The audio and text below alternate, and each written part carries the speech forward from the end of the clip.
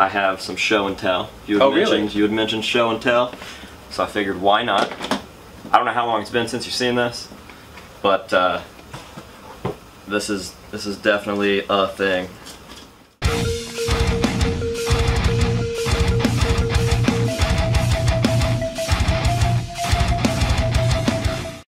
What is going on, ladies and gentlemen? AJ Good here. Obviously not at the House of Masks. I am actually in the middle of Brooklyn. I don't know if I'm in the middle. I'm somewhere in Brooklyn.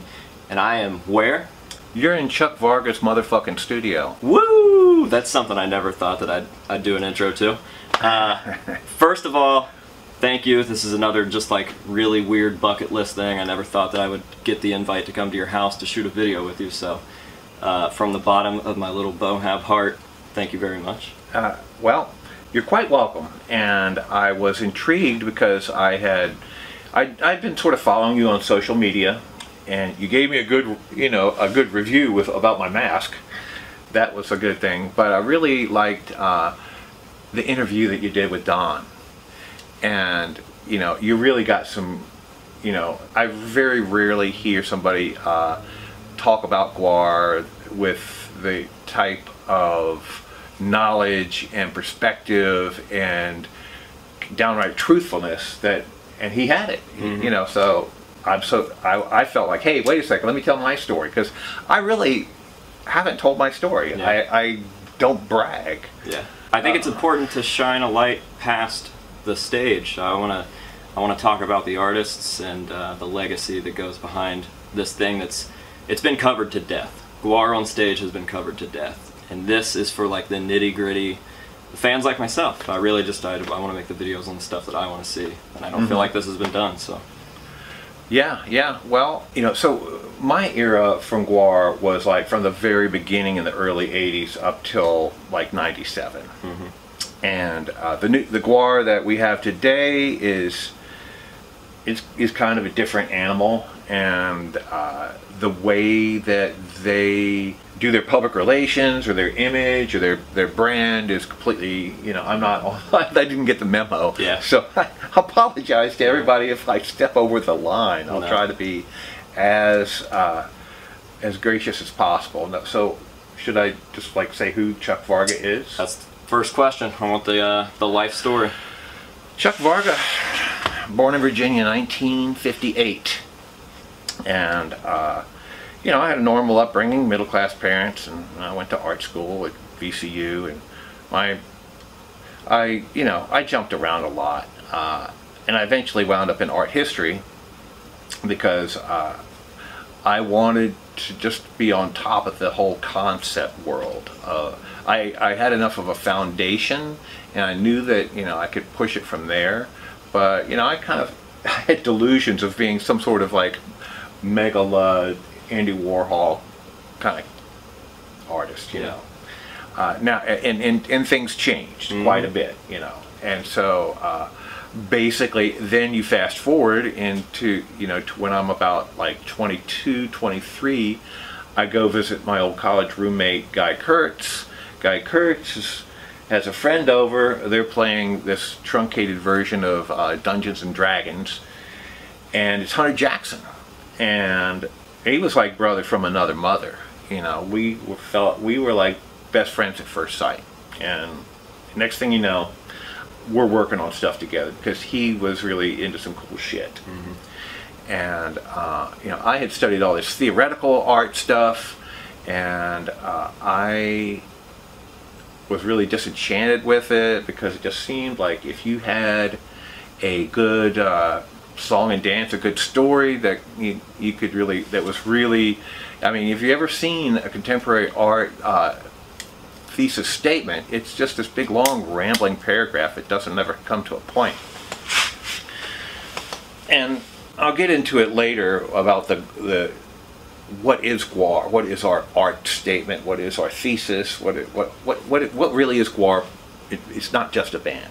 But further on with Hunter Jackson, I really loved his comics. I was like, oh my God, this is cool, and so it just opened up a whole new world for me.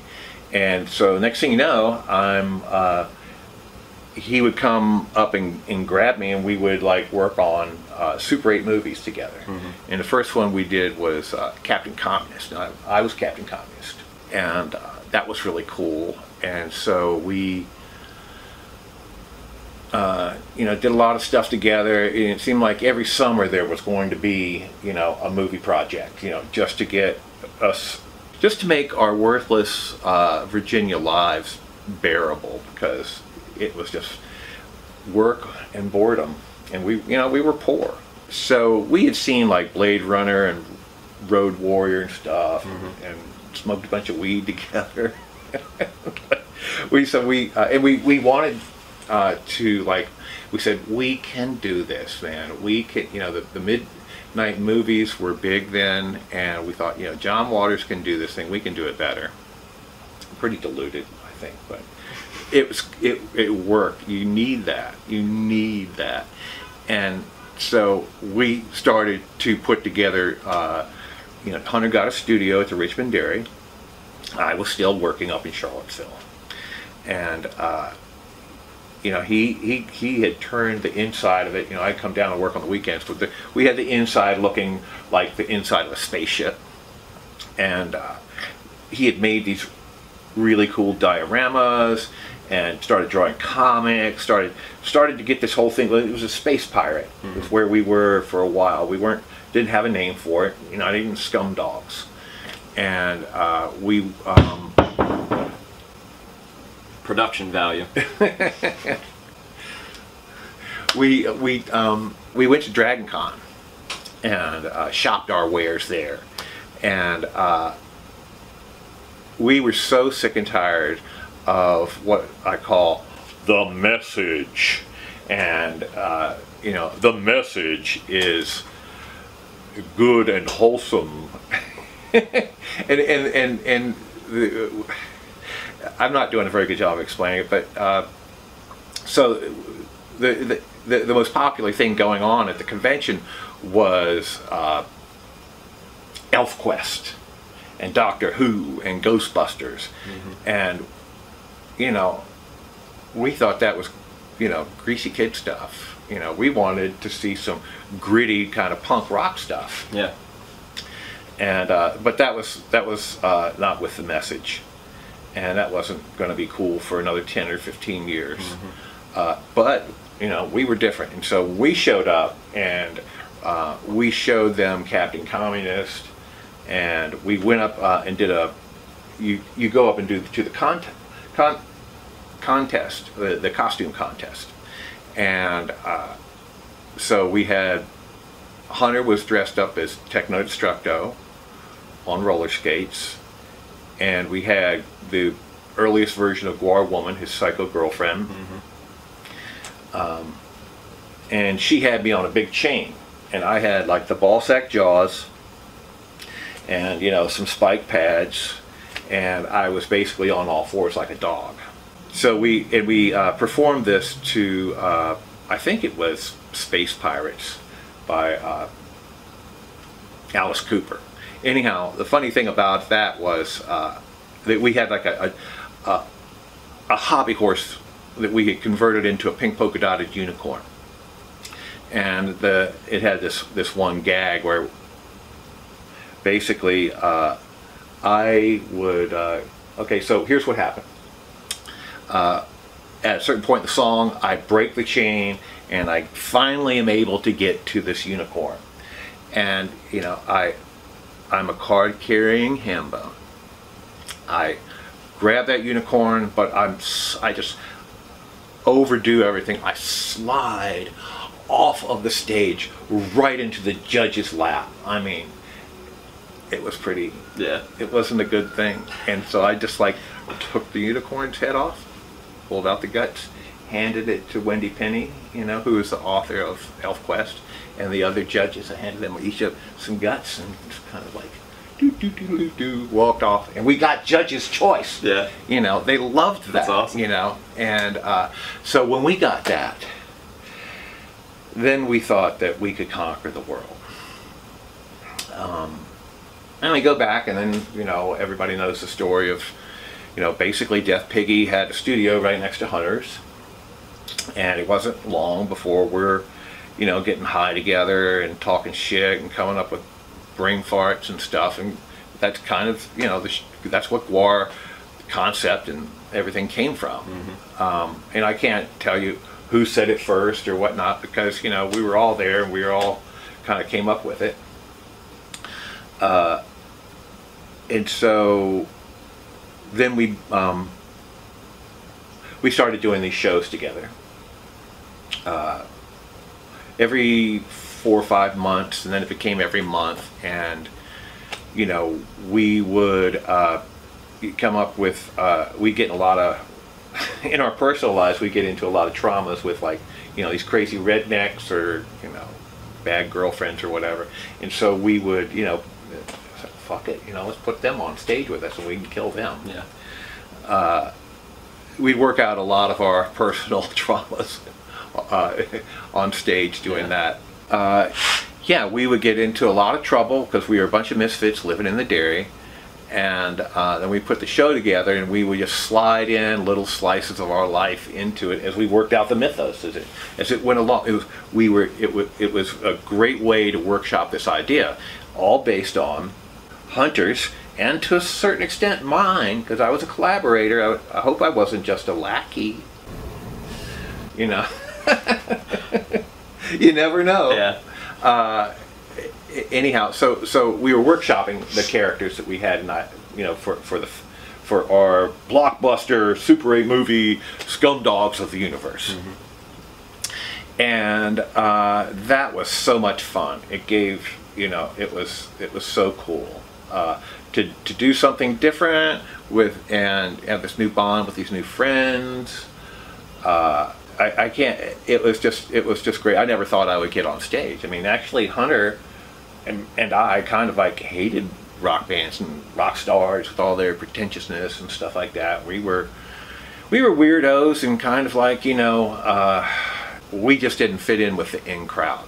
And neither did Brocky and the other guys from Death Piggy or the Alternatives. We were all cool weirdos from outer space.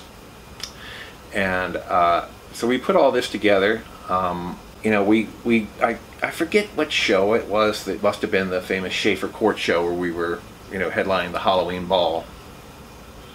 And after that, you know, Hunter mysteriously disappeared. I had a studio with Spike Delaney. Spike Delaney was the original executioner, sexecutioner, what have you. I was just an artist at that point. Actually, I became GWAR. But anyhow, so yeah, you know, at that point, by the time we're doing shows, I had gotten a big studio with Spike Delaney, almost across the hall from Hunter's studio. Hunter had a really small studio, and you know, so we would have friends over, and we would like bribe them to help us. Just like Hunter did, bribe them. You can give them some beers and like say, okay, here, you know, help us, you know, glue this shit together.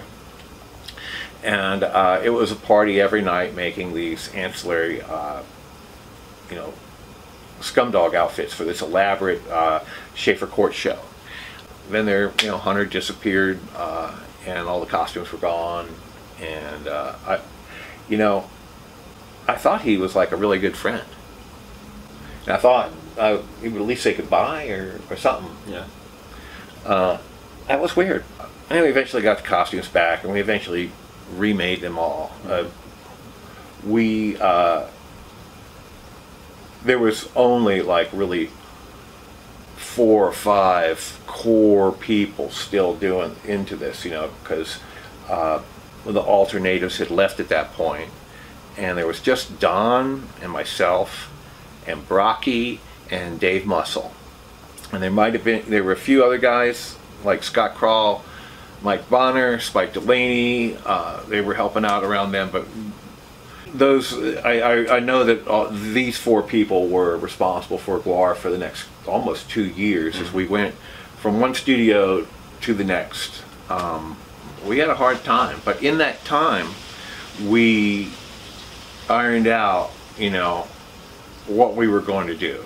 You know, what was the GWAR art statement, and you know, we had a set of parameters. One was like, we would never sell out. We would be that one band that didn't just get cool but stayed cool. And we wouldn't fight fair. We would put so much spectacle on, and we'd give you so much on so many different levels that, you know, it'd take you a week to process it once you got home. And we came up with the articles of slavery, you know, what it meant to be a slave.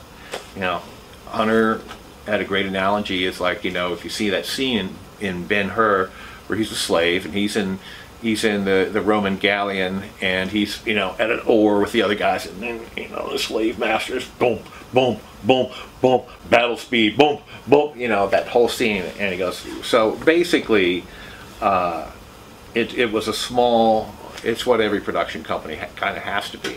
You know, if you want to collaborate with somebody, you have to be all equal. So we had this sort of a Spartan oath. We were all equals. We all had a certain sort of code of honor. We'd have each other's back. We paid dues into the organization, and we showed up. We had a meeting every Monday night, and we would show up and work on these costumes and stuff because we knew we would have. We knew that we were going to become something one day, and you know, eventually we got a cast of characters, some exiles from other bands and parts of Death Piggy and stuff to actually go on the road with us. And you had to, like, that's the big deal. That is a big deal. I found out, you know, the only way that you can be in a band is you got to be young. You got to be willing to put your life on the line. You can't have a wife and kids. I mean, especially when you're starting out, you know, because you got to practice. I mean, you got to practice almost every night, and you got to be able to hit the road, and you got to be able to, like, have a job that will allow you to go on the road, that won't fire you when they find out you're in some weird band or something. We got through that point, and those were the dim years. Those were the years without light, and we had quite a learning curve. Mistakes were made, you know, both in the way we you know, elements of the show that didn't work, or processes that didn't work. That was for you mask makers out there. Back in the 80s, they didn't have YouTube. You couldn't go and, I'll find out how to make a rubber mask. Yep. And it was guarded technology. Nobody had a book out about it. You could, on the back of a pack of matches, I think, maybe get a hold of this guy, Dick Smith. And Dick Smith would talk to you on the phone and stuff. That was cool. But you didn't have this book that was like saying, okay, here's what you do. You prepare the model, get it ready for the plaster. Here's the plaster, and here's what you cast in it. And here's the things you have to be watch out for, you know. And we would get every copy of Fangoria and Gore Zone, because they would sometimes have a page of, you know, somebody like Savini, you know, doing a Frankenstein mask, and they give you just enough to hang yourself. And so after we hung ourselves a couple of times, we got it. And since you're allowed to blow your horn, I made the first rubber mask for odors. It wasn't a beautiful thing. I made one for myself. It too was, as you can see in a lot of our early stuff, you know, and we didn't even know how to make a mold at that point. It was just soft sculpture in latex. But, you know, we grew and grew, and so anyhow, back to who Chuck Varga is. Yeah, it's Hunter's collaborator. You know, back up to the dim time. And since then, you know, I performed in GWAR. I became, I played several parts. I started out as GWAR, which is horrible. It was this nightmare of a costume that Hunter had made. And the feet, he got a bunch of camouflage fabric and sort of patterned it around a bunch of foam. It had a spine made out of rope with a bunch of chunks of foam, you know, for his vertebra. And it had a big, his fiberglass, you know, we had our own, Slavehead had a whole parallel universe of processes. And so our fiberglass process was cloth, was muslin cloth, and wood glue. And so it's kind of weird, kind of heavy, and the feet were these 5-gallon buckets. It was a nightmare, and so they had this like gantry that they built up behind the stage. I would stand on that the whole show, and then I'm like, oh god, I'd come out at the very end, the dinosaur comes out, and I'm just like, and GWAR would basically kill me, and so they would like, this was before we had our fight cop choreography down. They really clobber the fuck out of you, with our sort of fake swords and hammers and stuff. I've got, I only have one tattoo. Wow. And it's basically GWAR with his head on fire and a paintbrush going through it. Hell yeah. And it's not just because I'm cool, but that is my tour of duty. That's to remind me that I was in GWAR and that I'm a monster.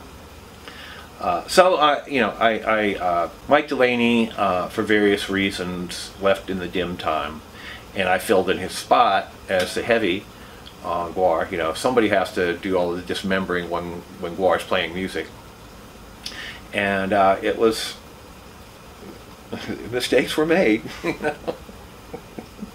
I grew into the role, and eventually it became a really cool thing. But there was a learning curve there. I had to overcome stage fright and get stage legs, and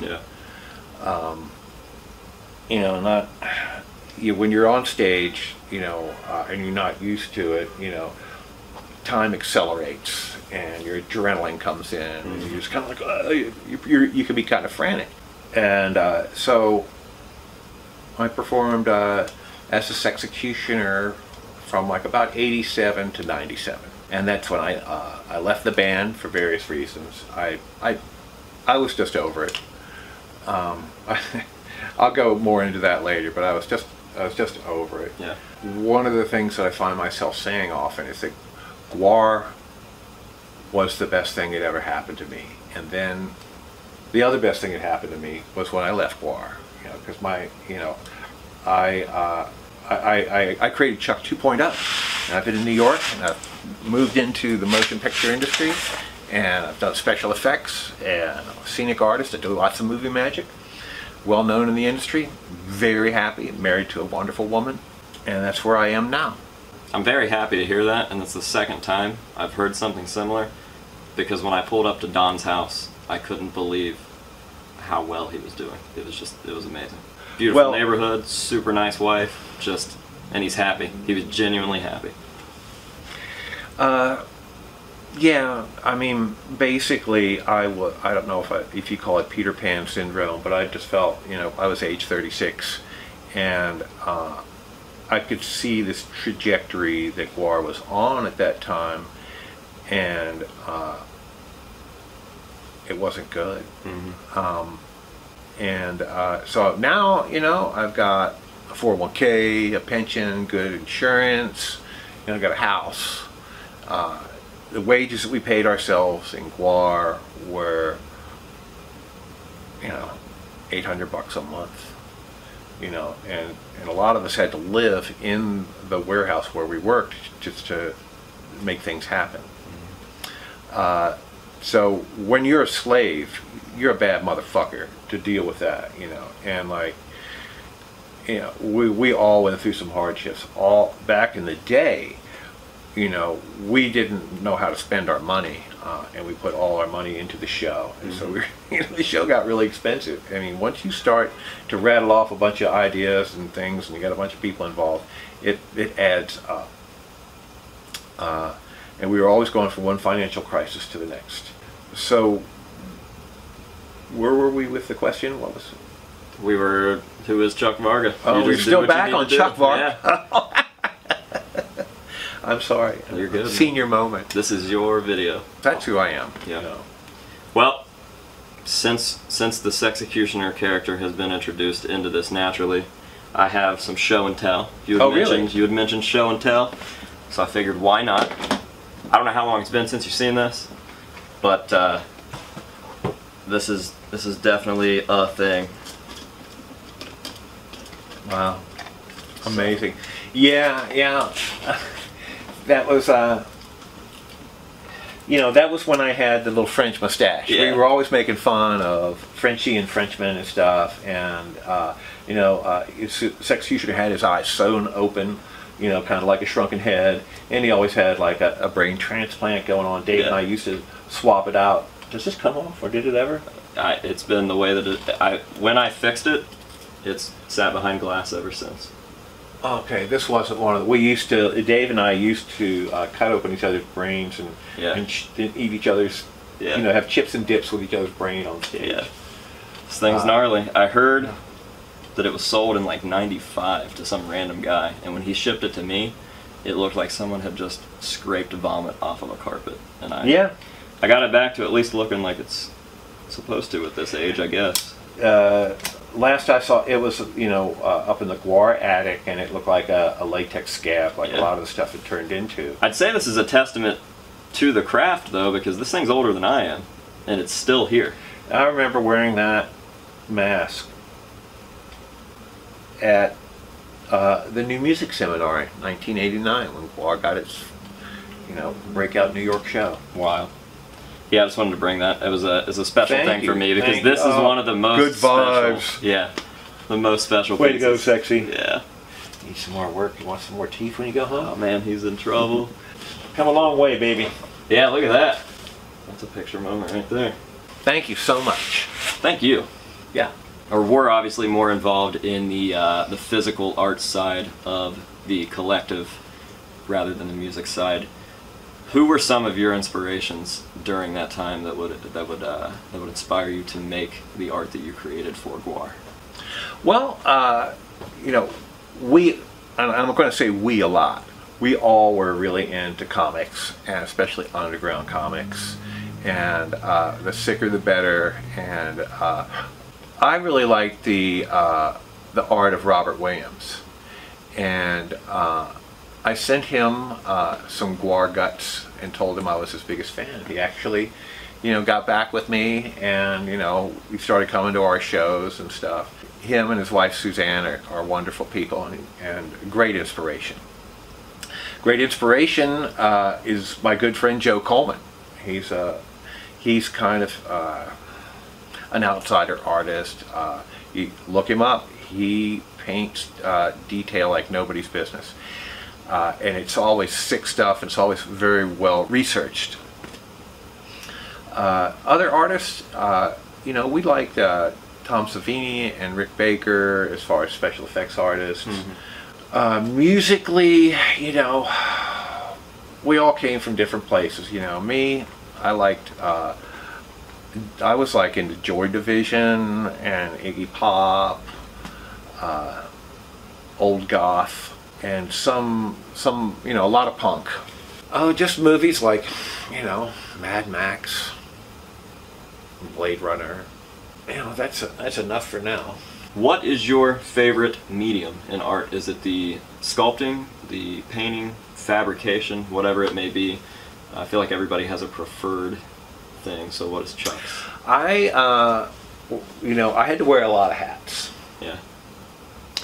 And to me, design work, because I was a quick sketch, and a lot of my sketches were, you know, Dave's and Hunter's art would always be very stylized, but mine was a little bit more realistic.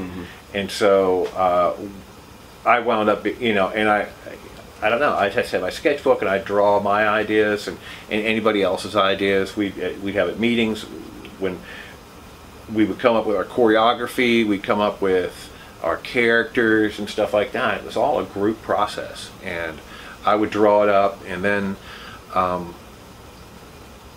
you know, we put it up on a bulletin board, and somebody would get the assignment to make that costume, and they'd make it. Or if it was a scenery, I was pretty much the principal set designer. And the way that would work is, you know, I'd draw something up, and I'd submit it to Dave Muscle, and we'll get back to him later because he's the guy. You know, I love working with everybody. You know, I love working with Dave Muscle. He's soft spoken, but he had a master's in sculpture, and he was the shit, and he had no ego. And so he'd take my sketches and he'd do this, you know, incredible carpentry, engineering, metalwork, or whatever it needed, you know, all the stuff that I wasn't any good at. Nobody else had those skills either. We counted on Dave Muscle for a lot. He built half the slave bit. You know, he was the guy with the best job and knew how to hold on to money, and he kind of like sustained GWAR for a long time. He you know, him and I, you know, rented a lot of the studio space together, but he would always, he's the guy with the tools. He was one of the ones I'd pass that on to. And then Danielle would oftentimes, but she was the painter. But for mediums, for me, you know, we all liked to draw comics. And I started out, you know, as an artist, as like a painter. And then I started illustration. Next thing you know, I'm making props. And I wasn't a sculptor, but I became one. Painting just became a paint job for the props after a while. And you know, I painted backdrops and stuff. Yeah. I noticed that during the processes, wait a second, God damn it, that fucking Don guy is so much better than I am at rendering. You know, it was just, I would just like say, okay. And initially, I didn't get along with Don. I guess I feared him. He was competition and stuff. And it's so funny, you know, we didn't get along at all. And we're at like a party together, you know, at GWAR's manager's house, and it's full of all these people that are just too cool to talk to us for some reason, you know. Here we are, we're like, they're there for OGs, you. Yeah. You know, and so we looked at each other and just like, you know, how about we get along for a change, you know? Yeah. We've got more in common than anything else, you know. And so we committed to this like new spirit of cooperation. Yeah. And we've been best buds ever since. And it was, you know, it was our we needed a survival strategy. And so I, you know, basically the process got to be Don would make the masks and I would make the molds. So I'm a really good mold maker. Mm-hmm. And when I'm at work presently, I do a lot of sculpture. Most of my job is painting, but you know what I feel comfortable, the most comfortable with, is the sculpting. I used to, you know, I don't draw so much anymore. I've gotten very rusty. We all have sketchbooks, you know, and we used to draw back before the cell phone. You draw in that every day. That was your journal. Mm-hmm. You know, your brain farts, you could draw them out. You know, next time you have a meeting, hey, look at this. You know, that's how we came up with our ideas. And you know, we'd have these breakthrough backdrops on stage, and part of my deal was just stretch out the paper across the stage and paint like a decrepit trailer park or something. You know, the GWAR would break through that banner at a certain point. And that about covers my whole spectrum of art. You know, all the, you know, I draw, I paint, I sculpt. I'm not a fine artist. You know, I don't know what you call my art. You know, props are my art, and I love props. Props have a function, a purpose, and a memory. They were somewhere and they did something. Mm-hmm. You know, and I'll take you guys on tour upstairs. It's nothing but props. Can't wait. You know, like my wife. Anyhow, so that's my art. My art is props, and I still make them today. I make them for, you know, there still are some GWAR, some Sexecutioner enthusiasts. There's people still remember the Sexecutioner. They still think he's cool. Thank God, because it sustains me. It's the extra money that I need. You know, I guess, you know, I'm an old man. I got my medical issues, and I thank people for that. I also, my wife is a burlesque performer, and I make her like outfits and stuff, and we have performances together. You know, they're basically absurdist theater, kind of R-rated absurdist theater, if you get my drift. That's what I call fine art. It's funny that you keep segueing me right into my next questions, because you obviously had just mentioned yours and Don's friendship throughout the band. And when I interviewed Don, I asked him who his favorite person that he had ever worked with was, and he named you. So now I'm going to ask you the same question, and I'm assuming I know the answer already. But you don't have to pick Don just because he picked you. Well, no, I mean, I saw that interview, and that's my cheat sheet. And so, yeah, I mean, Don and I formed a company together, Hyperreal Productions. And, you know, I left off from that, you know, when I moved up here. But I worked with, you know, Dave for a long time. You know, we would collaborate on a lot of graphics. You know, Dave wasn't that great a sculptor, so we'd help him out here and there. He did a lot of his stuff originally. But there would be, you know, Danielle was off doing her stuff. I didn't really work with her, and you know, Bob and Matt, you know, they didn't want to ask for my help. So I want to, and like Dave Muscle, okay, that's my answer, Dave Muscle. Yeah. Dave Muscle, like, you know, he had no ego, and I could give him the most harebrained sketch, and he wouldn't have any, you know, he would like say, it would be a lot cheaper if we did it this way. And so I'd like, oh, cool, that's what I need to know. Like, we have to be cheap. And, well, see, he could build fucking anything. And so, you know, I think I came up with a meat grinder, and he built it. Danielle painted it and dressed it, you know, and that was how we worked. Whenever we did a video like phallus or skullhead face, that was how it worked. I was the designer, and I drew all these plans. I'd pass them on to Dave Muscle. He'd make the bases. I would like put foam on them and whatever else they needed, and Danielle would paint them. And that was the scenery department. Nobody liked scenery. Yeah. You know, the scenery in GWAR suffered, and it's because we were poor, and like, given the opportunity, I mean, we'd have a whole bunch of volunteers. You'd have like 50 volunteers for these you know, movies that we made, and like 49 and a half of them went into like, you know, I want to do gore effects. I want to make masks and scars and stuff like that. Yeah. Don't you want to make this scenery? No. You know, like, don't you want credit? You know, right. I mean, it's real cool. It's a mad scientist laboratory. Right. And so, you know, and this probably owes to my lack of being able to transfer the enthusiasm, my charisma or something. But anyhow, that's another story altogether. So I loved working with Dave Muscle, you know, because he made everything look good. And he was a good friend of mine. We were drinking buddies back when I drank. If you're out there, Dave, how are you doing, buddy? I miss you. Don mentioned in the video that I shot with him that he was never big on the dicks and the infanticide. Is there anything that you were never super comfortable with on stage or in any sort of topics, stuff like that? Well, initially not, you know. Initially, you know, it was anything goes. And, you know, I even had a dick for a while, but you know, I was like, what the fuck, I've already got a big dick, I don't need this shit. I always thought the Sexecutioner was pretty reserved for being the Sexecutioner. And so, like, you know, alright, already, you know, you got fucking Odors and Danielle doing all the disgusting things that a Sexecutioner would normally do, you know? So, in order to provide some sort of theatrical texture, you know, I would be more reserved.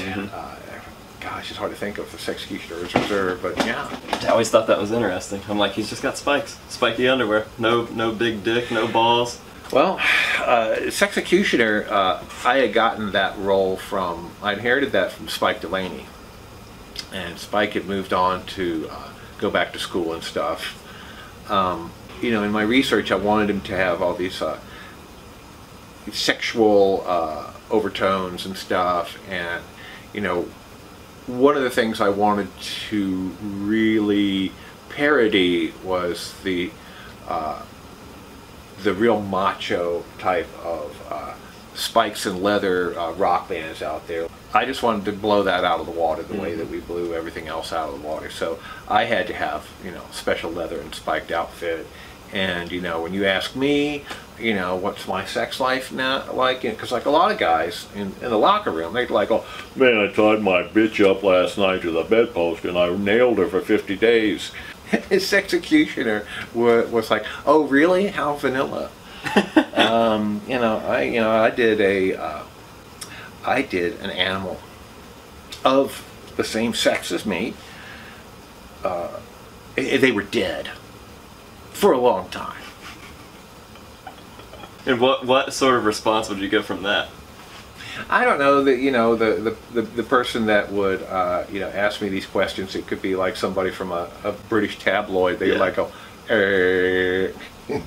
how am I going to print this out? You know, basically, Sexecutioner had taken your rough, tough, macho, sadomasochistic stud and to the nth degree. Yeah. And Sexecutioner, his personality was based on kind of the Marquis de Sade. He was making fun of the Marquis de Sade, but he was really Baron von Munchausen, you know. And he's a goofy guy. He's from France, so he's got you know, these questionable gender identity sensibilities and stuff like that. Yeah.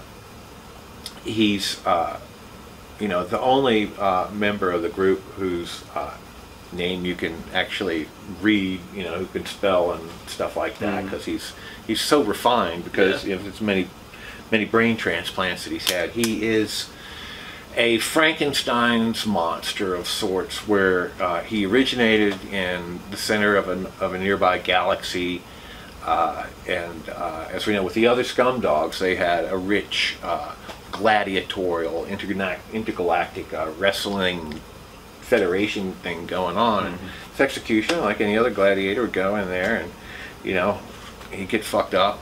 He'd need some new parts, and so he'd go take them off of some dead guy, you know. And he's got a new leg. There's no parts left of the original Sexecutioner. In fact, the Sexecutioner story, nobody can quite get that straight, even him, you know. And you know, so when you're talking about a Frankenstein's monster, he's impervious to pain. That's one of the special. He's got all the Frankenstein powers, and he's had his brain transplanted just before the show, when he was smoking crack with odorous, you know. You've got to break down a little more for me here. How is the Sexecutioner from France while also being from space? Well, it's a brain transplant. So he thinks he's from France. He's got the brain of someone from France. He definitely was not born in France. Yeah. You know, he's from the center of the galaxy. He, you know, he has that tender moment in his song where he, you know, he has to like say, which has always confused the shit out of me. I've always. Oh, it rhymes with "pull down your pants." Yeah. Which is the important thing. Right. You know, I mean, the whole Sexecutioner song was like, you know, a rough draft that, you know, never got refined, but it's actually kind of a stroke of genius. You know, everybody seems to love it. Yeah, it's a great song. It's weird. You and Don both just have 2 songs, and I almost liked the second songs, the rarer songs, as much as the first one. Think You Ought to Know This matches with Slaughterama, and I think that your piece on Ragnarok was glorious. How'd you get talked into that? Oh, well, Ragnarok. Or why did it not continue? Why wasn't there a Sexecutioner song on every record? Well, it's hard to say. You know, it was difficult to, you know, occasionally, you know, like with the Sexecutioner song, when I first heard them practicing that, I went in there and got on my hands and knees. I said, please let me sing this song. You know, I just loved the tune so much. You know, you could say whatever you wanted to the musical camp, but you never knew, you know, they weren't going to do whatever you said. Yeah. You know, they had their own ideas about what they were going to pump out, and it just so happened that you know, here's another thing I can claim. You know, Ragnarok, the concept for the record and stuff I got kind of from Hale Bop, kind of like, you know, Weekly World News, and you know, it was another concept record about the pandemonium that takes place, you know, when people realize it's the end of the world. GWAR's just having a big party, going from town to town with the other Ragnarokers who are, you know, happy to, you know, party like it's 1999. Interesting thing about that song was I tried to mimic Axl Rose, which is impossible. I did a half-assed job. I changed it later on when I'm on tour. You know, I wish I had another chance to do that song. You know, whip up and you're loading, you're feeling mighty honey, and you put the hell on. You know, that's difficult. You know, I can't. I have a hard time with that. And he's got a strange voice anyway. Sexecutioner as a character has a strange Sexecutioner, voice. that was another learning curve, you know, about, like, you know, I couldn't hear the monitors because I had, you know, my mask was like these, except for it had a half-inch inner lining of foam, and to protect myself on stage because I had clobbered on. My whole body was a stunt mat, you know. And so I could take all kinds of punishment and do all kinds of stunts. You definitely flopped the hardest out of anybody on stage. Well, I love taking a good stage punch. Yeah. You know, so if techno was going to hit me, I would already be launching myself into a half gainer. You know, so I could just like, whoa, you know, I mean, you know, because we had watched professional wrestling and we were just really into it. It's like, yeah, fuck, anybody can do you know, what looks like a badass haymaker, but can you, like, just come that close? Can you establish the trust of the actor with the rubber mask on to, like, just stand there? He's knowing that your fist is going to... Casey Orr used to be able to just, like, come right by my face, full force, and as his fist is right there, I would turn my face right down on the triplets, pop the blood back on my face, turn back around, la la la la la. Oh man, that was fucking fun. I couldn't imagine if Casey Orr fucks up a punch and actually hits you. That would not be a fun No, time. that would be a fucking freight train. Oh man. Oh god. And, like, you know, some people were better at it than others, and you didn't fight those people after a while. It was the roughest. Oh god, Danielle. Yeah. Because she wanted to be, or because she just couldn't get it?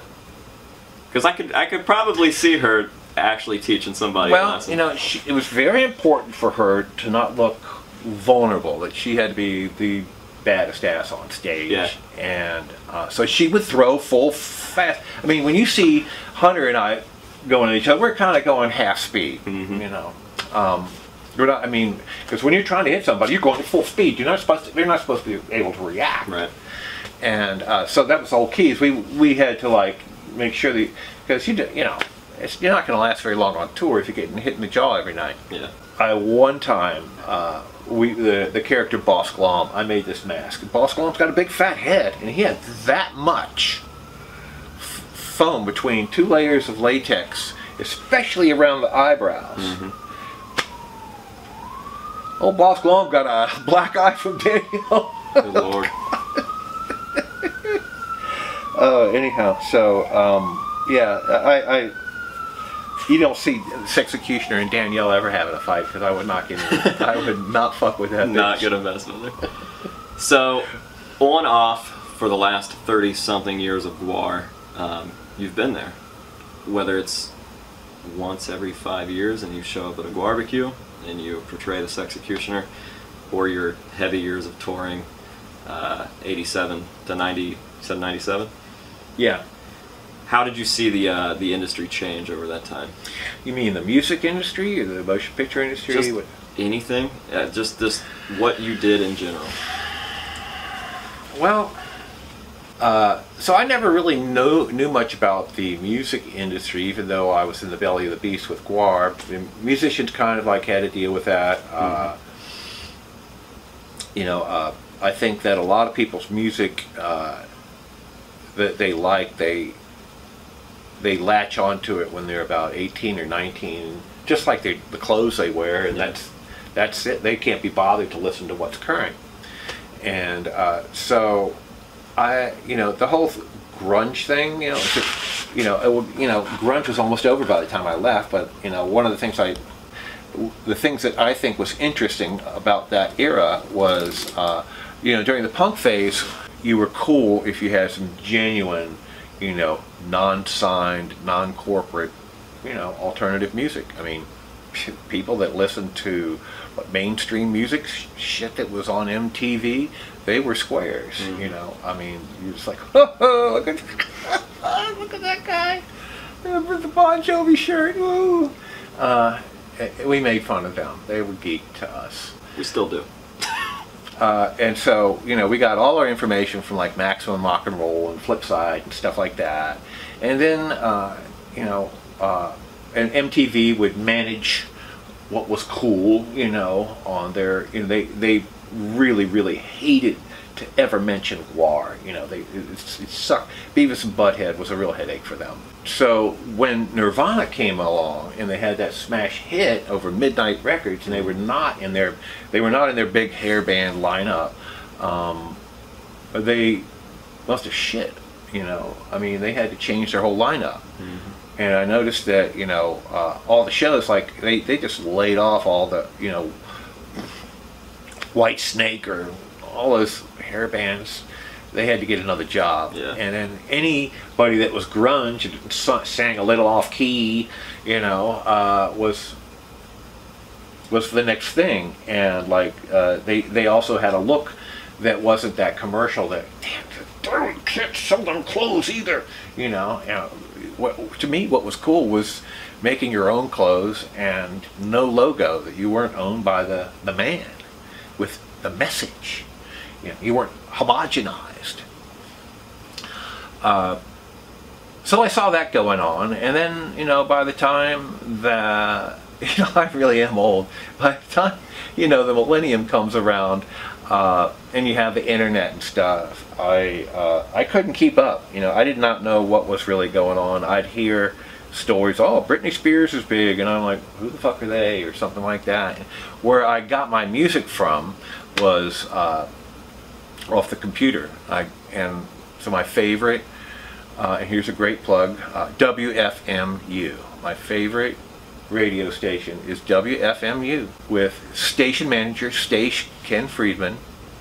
It's my same age. He knows what I need to listen to more than I need than I know. Yeah. So I just tune into his show. He gives me all the material I need, and his stuff. I don't like straight up music. I think there's no such thing as bad music. It's only bad timing, and I like music that has reached its prime. It's so bad that it's good. That is the most interesting take on music I think I've ever heard in my life. Yeah. Oh, Chuck's scale of subjective aesthetics, and this applies across the board for everything. Whether it's like furniture that you buy, the clothes that you wear, and music. Music, for instance, the way I would tell people is like, okay, level one. Level one is what you think is hip, what you think is cool. For you, it's GWAR is level one. For some people, maybe Billy Joel is level one. Who knows? But it's what you think is cool, and my sister loves Billy Joel. Billy Joel can belly up to a piano, hit any key, and compose a song right there. I love that shit. Fuck you, Billy Joel. Anyhow, so level one is the newest thing that came out that you like. Level two was the safe level, the Sears catalog level, the classic rock level. You could always listen to that John Cougar Mellencamp record forever, baby. Everybody's gonna, I know this. I feel okay with it. It's not like I'm listening to something new where I'm like, insecure. Mm-hmm. Okay, and so then you move up to level 3, which is that level that I talked about, that's so bad that it's good. And it has to be genuine. You can't be Ray Stevens or even Weird Al. You can't be conscientiously trying to be bad. You have to be Jim Neighbors, embarrassingly forthright, belting it out, with a straight face. Mm-hmm. And, that just really makes me feel. And then there's level 4, and level 4 is like you're just pretentious. You're trying to be funny, you know. I don't buy into that. Anyhow, that's my feelings on music. I get it from WFMU. I have several levels of aesthetic, and there's a time and a place for everything. I listen to it all. I have a broad spectrum, you know. One day, you know, I could be, you know, I'll put on, I like mashups, you know, and you put a mashup with a couple of guys that I hate, I fucking love that shit. Because you're being disrespectful to both of them, you know. Never thought we'd get a radio plug out of this, but WFMU is Varga. WFMU of East Orange, Hoboken, Mount Hope, Rockland County, Jersey, but we get it over here in New York. And so just look up the call sign on your internet and check it out. Like I said, Ken Friedman is the guy that I listen to on Wednesday mornings, 9 to 12 a.m. So that's that's how I've seen the industry change, you know. And so I you know, my conspiracy theory is that, you know, it's all manipulated by the big corporations for your consumption. And if you're a good consumer, you're probably, you know, listening to level 1. It's going to become your level 2 in about 10 years. And it's already my level 3 or level 4. You know, sometimes I feel like a good slice of Barry White, you know, back to back with your Jim Neighbors. And then I could, yeah, I might shift on into, you know, who knows? I'm eclectic. You know, I'm a Gemini. I'll listen to, you know, Joy Division right after that. Go ahead. See if you can make that transition. My co-workers, they love me, they hate me. Yeah. Anyhow, so that's all I can say about the industry. I don't take it seriously. I have,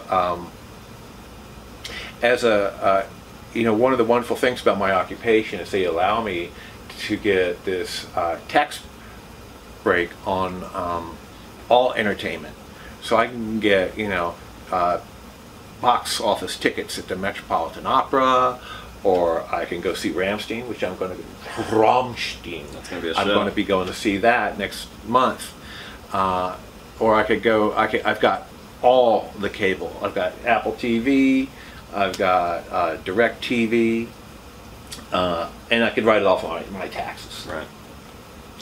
And what my point is that, you know, from all that television, I can really only find maybe one show at a time that I can watch, you know, because of the message, you know, because it's what it is. It's the homogenizer, you know. It's trying to pass on these phony values to me, you know. And,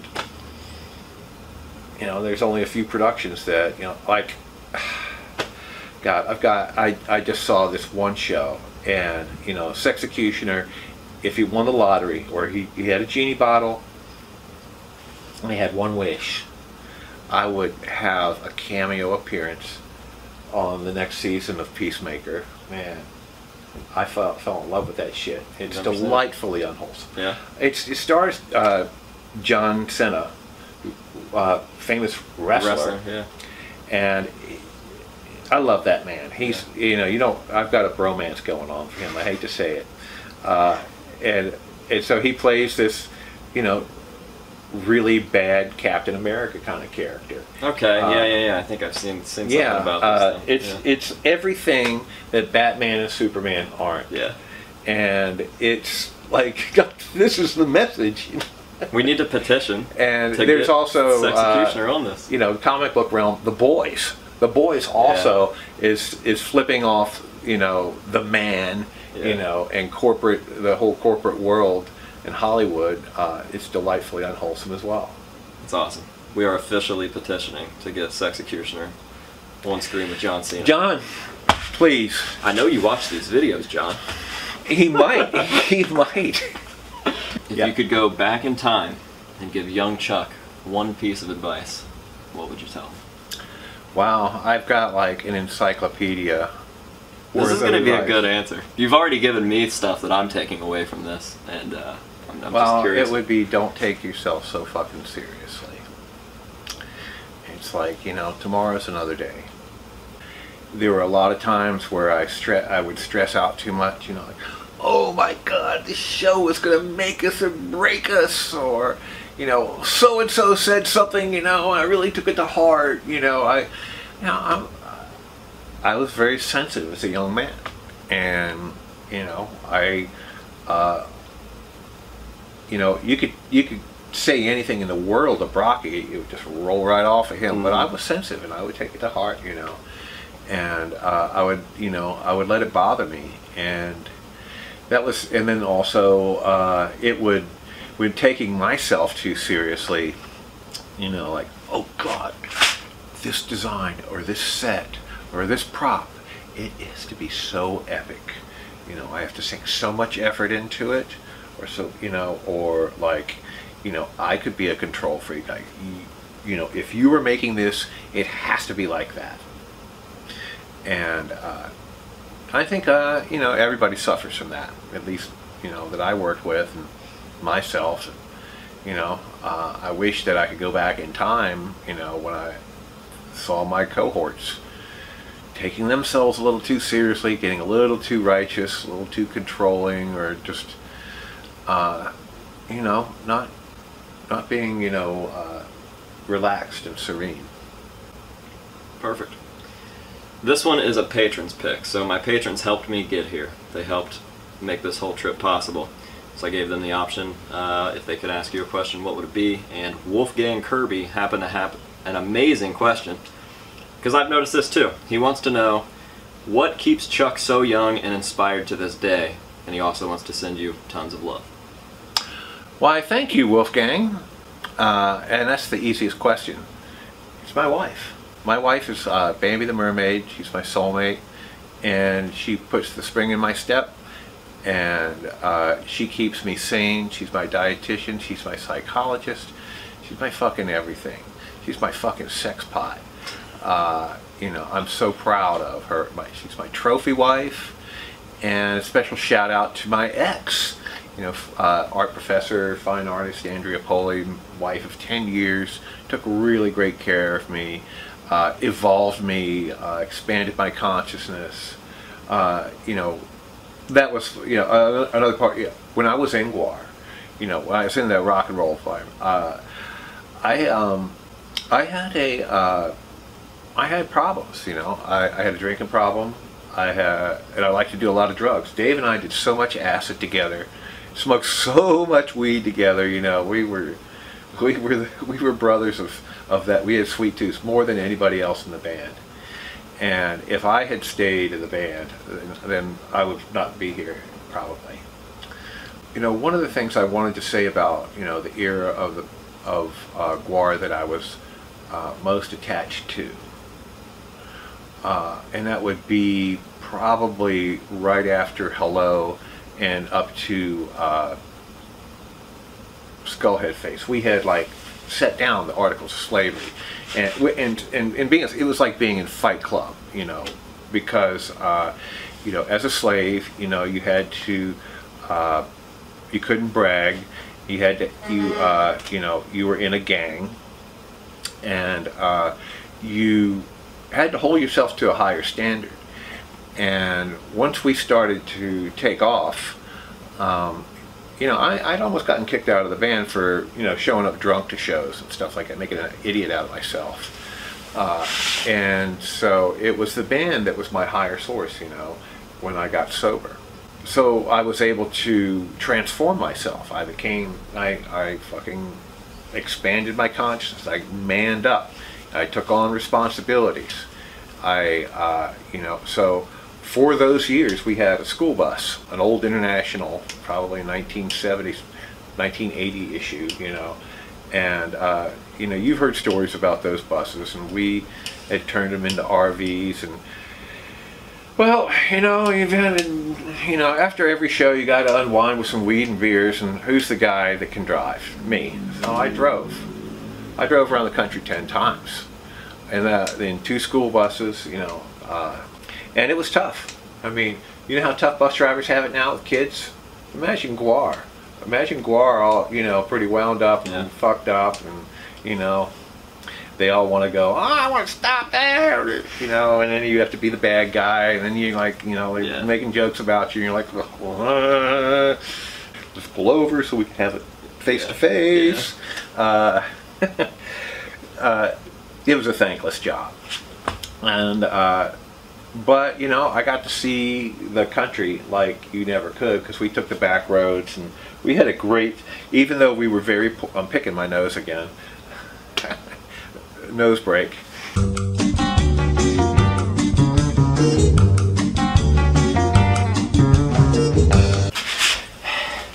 Those were days of adventure. Let me tell you, you know, when that school bus pulled up to your gas station looking like an underground comic from hell, because all the kids would draw on it and graffiti it while we're, you know, while we're doing our show, and we get stopped by the cops, and you know, we would, like, you know, we didn't have a bath for days, and we were all sticky with, like, we didn't wear the same clothes, all blood stained, looked like fucking zombies. We still had traces of our makeup on, our hair was all and our teeth were yellow, and we stunk. Man, that was wonderful. You know, I mean, that's the kind of thing that you know, that's GWAR right there, you know, and that's part of the GWAR. I mean, you gotta, if you love something like that, I mean, it sounds really bad, but, you know, there is a beauty in that. You know, there's a delightfully unwholesome fascination. Absolutely. So we all evolved during those years, and you know, the world opened up to me. I not only saw the country, I got to go to Europe. Everybody thought we were great. We were this new sensation. We had just done this great record, Scumdogs of the Universe. I had a cool song on the record. It was a dream come true. I mean, if you were in total recall and you wanted to live the life of somebody, you could be this fucking Sexecutioner and back in 1990, and like, you would be having a pretty goddamn good time. Yeah. And we weren't sick of each other then. I'm segueing into what I want to talk about. The This Is GWAR video too is like, that's my GWAR story. Is the hero's journey that we were on, and how we were this like band of ragtag misfit weirdos from a small town that, you know, everybody made fun of, and we didn't really have anything going for us except for this, you know, this concept of GWAR, and that we could like make it into something, or if we it was GWAR or bust for us. You know, you either did that or you fucking had a pointless life and you fucking died. And so we sunk our hearts and souls into it, and we were all from the same tribe. You know, it's like, you know, this guy's goofy looking, nobody's talking to him, come on over. You know. And so that's why, if you look at those early videos, you look at, you know, guys like me, Scott Crawl, Mike Bonner, you know, where did you get these guys, you know? And what else? I can't go on the hero's journey, the transformation that we went under with our whole brotherhood, our code of slavery. I recommend it to anybody who wants to start a production company, because you know, number one, a slave doesn't brag,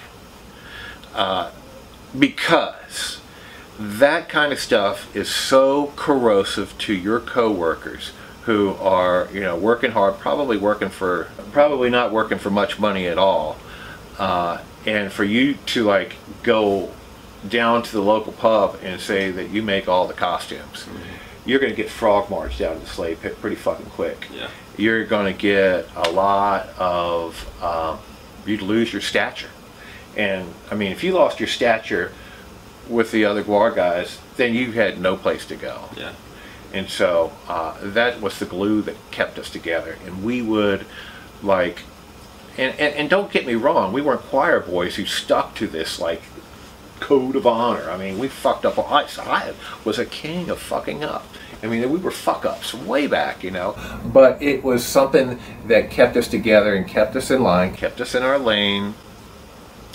And so, you know, when I hear that GWAR is like this brainchild of two people, I'm pretty insulted. That's antithetical to the whole slave pit, you know, code of honor. You just did not do that. And like, for somebody to even say that, you know, is intensely painful to me. You know, those who know. I found out that I've loved out there. There's a lot of people know the backstory. You know, I need to like go on Twitter and like write, this executioner did a lot of shit. His name was Chuck Varga. But you know, what if I? You know, what would that really? I'm practically ready for retirement. You know, I don't need to make a name for myself. I would get. For me, you know, it was the climb. It was a piece of the action. You know, fucking, you know, building this production company up from scratch. The blood, the sweat, the tears. The driving this raggedy old school bus with no air conditioner, heating across the country all times of the year, with the brats in the back and the music. Oh God, it was just so many things. It was over the top, and I can say that I did it. You know, I could tell myself that. You know, no one will ever know except for the other guys who were there. You know, really what we went through. Yeah. But that I thought was a good story. You know, just the putting together of this incredible group that did everything with the ultimate, the last word, and do it yourself. And now they'll know. With all of that being said, where do you think that you would be if you hadn't gotten involved in GWAR, or GWAR never took off? You know, that's really difficult to say because, like I said, you know, GWAR was such a transformative part of my life, you know, because I was downright derelict. I mean, you know, I was like creative and stuff like that, you know, and I'd like to think I'd always be what I am now, which is working on films and doing art. But art's a hard thing to do. And make a living at it, stuff like that. You know, I could be some clerk at Applebee's with a lot of bling on. You know, I don't know. I mean, it's Virginia was not the land of opportunity. You know, and so and that's why you had a GWAR. So I honestly can't tell you the answer. I might not. I probably would not be alive. You know. The way that the trajectory that I was on, and so I'm very happy for GWAR for getting my shit together and giving me a family, you know, and I hope that I was as much of a good influence on them as they were for me, you know. Yeah. And you know, there's been a few times here. You know, when I was getting my divorce, and I was like, fucking, you know, I was at the bottom of, I was at the bottom of my life, I felt, and I needed money, and they lent it to me, you know, no questions fucking asked. They said, hey man, you're fucking family. And, so it's like, you know, I don't really know, you know, because I'm not really, there in their camp, and they operate so much differently. They got their shit a bit much more together. They got a different business model than our crazy all or nothing days. Yeah. And thank God they got good management. And so they're very professional and much more guarded now. And so, and they don't, I always wanted to like get this call in the middle of the night. Hey Chuck, we're in fucking Tokyo, man! We made it! We made it, man! I've always been waiting for a call like that. Dude! You know, and no, you know, I call them every now and then. Yeah. And it's, you know, it doesn't take much to like say, oh, okay, it's the same old, same old. Yeah. I go down to to Richmond and visit, you know, for barbecues, for Dave's Memorial, and ROG and stuff. Well, I don't get much of a chance to really catch up with the guys. They come up here every Halloween, and you know, they let me perform on stage. You know, they let me do my song. And I've been wanting to, you know, I really. It used to be that, you know, a couple of the guys, Dave and Casey or Corey, would come to me and say, Chuck, man, we fucking need your ass, man. And I'm like, you know, dude, I've got my life together now. Yeah. Thank you very much. And so then, you know, classic. Well, actually, no, when they did ask me, and I said, well, let me think about it. And I got back with them, and I said, yeah. Because, you know, I was 50 years old, and it was the 25th anniversary. And so I called them back, and I said, you know, yeah, okay, I'll do a tour with you. And I never heard back from them. And that kind of, I always wondered what went on there in the meeting room that day. Yeah. But it kind of gave me a clue. And I'd drop hints, you know, when I started to get, you know, I've got cancer, you know, and I'm not getting any better. And I want a victory lap, you know. It's really not, I want to jump into the mouth of madness one more time. Right.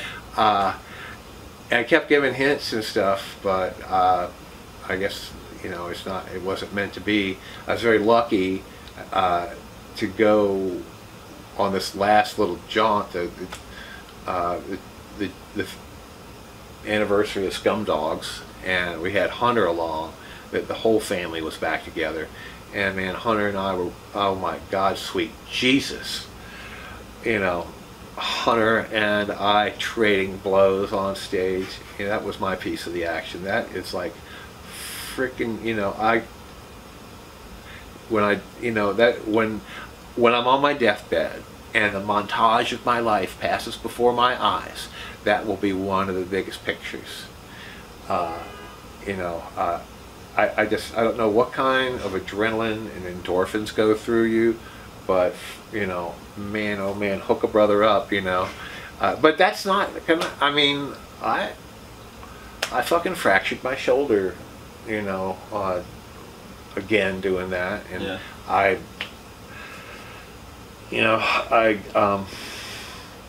get my knee replaced later, I get my shoulder replaced, you know. I'm not in very good physical shape. I'll have some aftermarket parts, and maybe I'll get back with you then.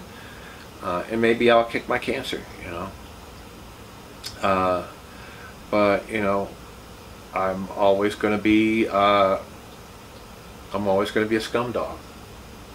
You know, whether they take me on tour or not, I'm always going to be here, motherfuckers. Love it. 3 things that us as GWAR fans would not know about Chuck. Jesus Christ, that's fucking hard. Okay, Chuck Varga, you know, by the way, Chuck Varga is an iconoclast. Chuck Varga is a rebel. I'm a seeker. I'm a seeker. I want to find out what the meaning of life is. I know what the meaning of life is. I want to find out more. I want to expand my consciousness. I want to do my soul justice while I'm here on this planet. I'm not religious. So I'm a psychonaut. You didn't know that? Well, I go consult a Peruvian shaman and do ayahuasca every couple of years, and it's like a tune-up, man. Yeah. Yeah. Definitely wouldn't have known that. Yeah, okay. I mean, everybody knows that I'm a weirdo. Everybody knows I got this weird sense of humor. Everybody knows I'm embarrassingly forthright. They know I'm a ham bone. They know I'm an artist. At least some of them do. They know about, those who are in the know, they kind of know. You know, it might not be, you know, on the internet very much. So the other things about me, you know, that you would never know, you know, and this is like, you know, it's not doing me any favors, you know, opening up about this, but I'd only open up for, you know, the worthy ones, the bohabs out there who might be inspired by me, you know, and want to know what a weirdo like the Sexecutioner does, I'm a doomsday prepper. Okay. That's interesting. Yeah. Good luck with the future. You, what are we on? What generation are we on now? What generation are we on? X, Y, Z, millennial. You know, people out there who are younger than me. Good luck with that. You know, anybody's got a kid right now? You know, what else do you need to know about Chuck Varga? I mean, it's just my weird outlook on the world. Whether I think that, you know, we're sleepwalking into the apocalypse, whether I think all politics is just a kabuki sideshow with, you know, Democrats, Republicans, Coke, Pepsi, you know, it's bullshit. And, you know, it's like George Carlin said, you just fucking, we might as well go home and jerk off. And that's my message to you kids, you know. You're living in a crazy world. And GWAR, you know, thank God for GWAR. They, you know, that was kind of one of our underlying themes, you know. And we weren't passing on a line either, you know. We would just show you the shit. Make up your mind yourself, you know. And fuck you if you can't take a joke, you goddamn woke motherfucker. Mic drop. I gotta end this letting you plug some stuff because I know you've got your thing going on. And I also want to extend the invitation that if there's anything that the House of Masks could do to help with any of that, any of the health stuff, any of the mask stuff, whatever it may be. So, plug away. Okay. Well, I'm an old man. And I got stage 4 cancer. I'm fighting it like a motherfucker. I'm a fucking warrior. I gotta get a new knee. I gotta get a new shoulder. And I'm gonna have to make my ends meet. And I'm not gonna go fund me. You know, a slave would not cry out so. But I will make my devotees the best fucking props that I can. And I'll constantly upgrade them and make them sick enough for you.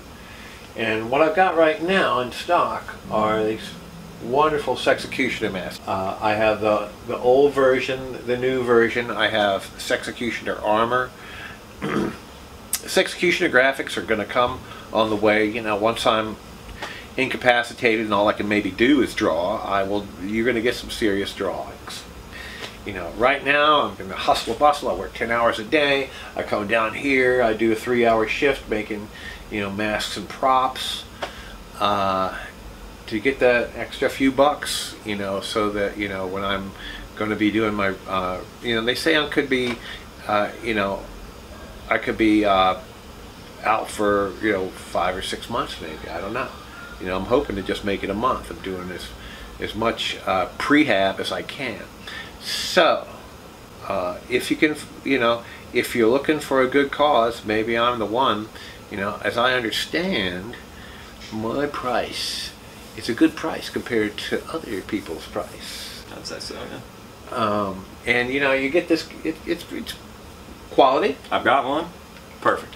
You know, if anybody has got one, maybe 2, why not? How can they reach it? Well, I have a Bohab Whisperer. Now, I'm not really that good at negotiating and talking with normal people or abnormal people. I'm just not a great communicator that way.